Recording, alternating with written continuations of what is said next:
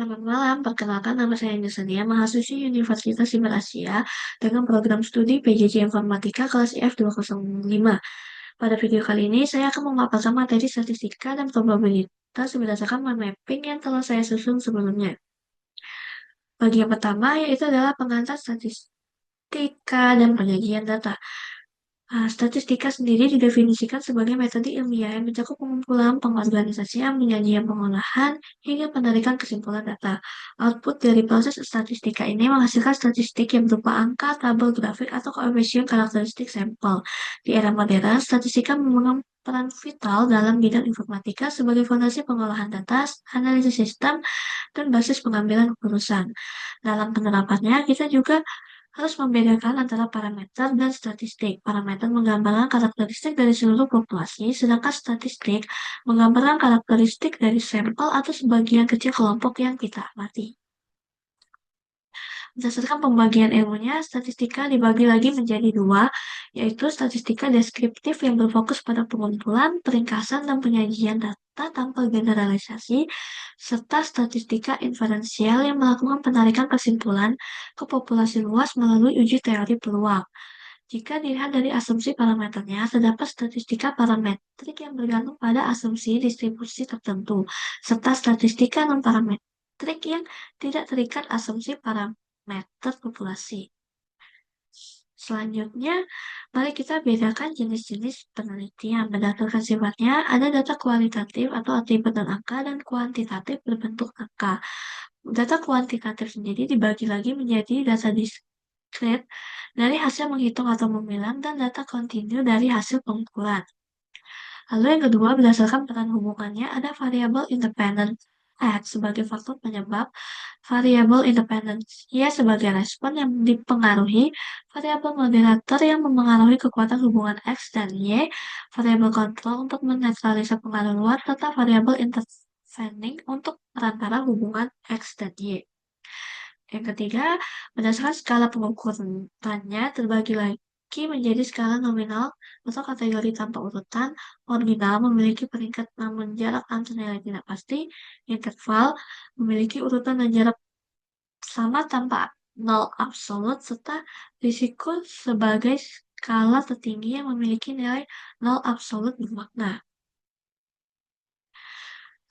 Masuk ke teknik penyajian datanya, salah satu cara meringkas data kelompok berjumlah banyak adalah menggunakan distribusi frekuensi. Langkah menyusunnya menggunakan rumus Sturgeon, di mana kita menentukan range atau data tertinggi dikurang data terendah. Menghitung jumlah kelas dengan rumus K sama dengan 1 ditambah 3,322 log N. Menentukan panjang kelas, lalu mengimport data ke interval kelas tersebut. Visualisasinya bisa berupa grafik garis, grafik batang, diagram lingkaran, histogram untuk data berkelompok maupun box plot. Selanjutnya, kita akan bahas tentang ukuran pemusatan. Ukuran pemusatan dibagi menjadi 4, yaitu yang ada mean, ukuran pemusatan dibagi menjadi 3. Yang pertama ada mean atau rata-rata, nilai yang diperoleh dari jumlah seluruh data dibagi banyaknya data. Karakteristiknya melibatkan seluruh nilai dalam perhitungan, namun kelemahannya sangat sensitif terhadap outlier atau nilai ekstrim, digunakan saat data terdistribusi normal atau simetris. Yang kedua ada median atau nilai tengah, itu adalah nilai tepat di tengah setelah data diurutkan. Keunggulannya adalah tahan terhadap outlier, dapat digunakan saat data mencek atau skala datanya bersifat ordinal. Dan yang terakhir ada modus, yaitu adalah nilai atau kategori dengan frekuensi kemunculan tertinggi. Ini adalah satu-satunya ukuran pemusatan untuk data nominal atau kategori. Variasinya bisa unimodal, bimodal, multimodal, atau non-modal jika tidak ada data yang berulang. Kita lanjut ke ukuran lokasi, yaitu adalah statistik yang menggambarkan posisi nilai dalam suatu kumpulan data melalui tahapan pengurutan identifikasi posisi, interpolasi jika nilai desimal, dan aplikasi rumus. Untuk data berkelompok, komponen rumusnya menggunakan batas tepi bawah kelas atau TB, total data atau N, frekuensi kumulatif FK, dan frekuensi kelas atau FO, dan interval yaitu C. Kuartil Yang kita lambangkan dengan Q membagi data menjadi 4 bagian sama besar, yaitu Q1, Q2, Q3. Nilai Q itu sama dengan Q2 itu sama dengan median. Desil atau D membagi data menjadi 10 bagian sama besar. D1 sampai D9. Nilai D5 berisi, maaf, nilai D5 bernilai sama dengan median. Rumus data kelompoknya adalah DI sama dengan TB ditambah I dikali N dibagi 10 dikurang FK per FO dikali C. Kemudian ada persentil, itu membagi data menjadi 100 bagian sama besar. Bagian ada bagian P1 sampai P99 di mana P50 itu setara dengan median. Selanjutnya, nilai pusat itu tidak cukup. Kita memerlukan ukuran penyebaran untuk mengukur sejauh mana perselisih dari rata-ratanya. Jika penyebaran kecil berarti homogen atau rata-rata mewakili data dengan baik, sedangkan jika data besar berarti data heterogen. Penyebarannya ada penyebaran absolut, yaitu meliputi range atau nilai tertinggi dikurang nilai terendah, simpangan rata-rata, ragam, atau simpangan baku, yang merupakan akar kuadrat dari varians dan menjadi alat ukur penyebaran paling umum. Kita juga mengenal hamparan IQR sama dengan Q3 dikurang Q1 dan simpangan kuartil yang sangat stabil terhadap outlier. Kemudian ada penyebaran relatif, itu menggunakan koefisien variasi untuk membandingkan variabilitas antar kelompok data yang memiliki satuan berbeda, serta simpangan baku relatif untuk mengukur ketelitian data di laboratorium. Kemudian yang terakhir ada ukuran skewness dan kurtosis serta hubungan antar konsep.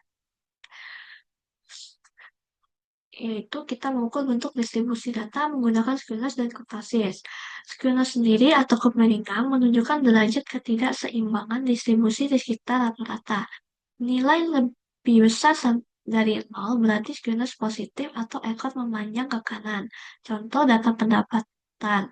Nilai lebih kecil dari 0 berarti skewness negatif atau ekor memanjang ke kiri. Contoh usia pensiun. Dan nilai sama dengan 0 berarti simetris atau distribusi normal. Yang kedua ada kurtosis atau keruncingan, itu menggambarkan bentuk puncak distribusi dibanding distribusi normal. Jenisnya adalah leptokurtik atau puncak sangat runcing, lebih besar dari 0. Data terkonsentrasi ada lagi platikurtik atau puncak landai, itu lebih kecil dari 0, data tersebar merata, dan mesokurtik yaitu adalah puncak moderat sama dengan 0.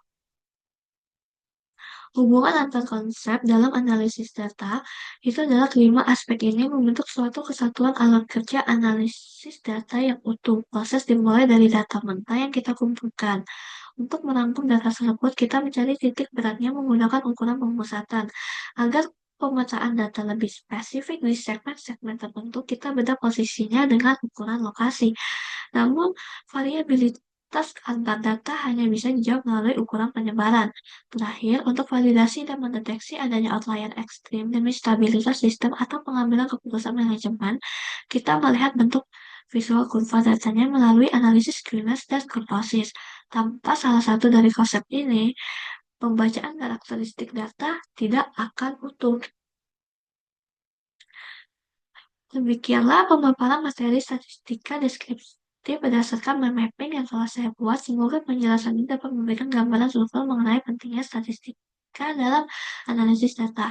Terima kasih atas perhatiannya, saya ucapkan terima kasih.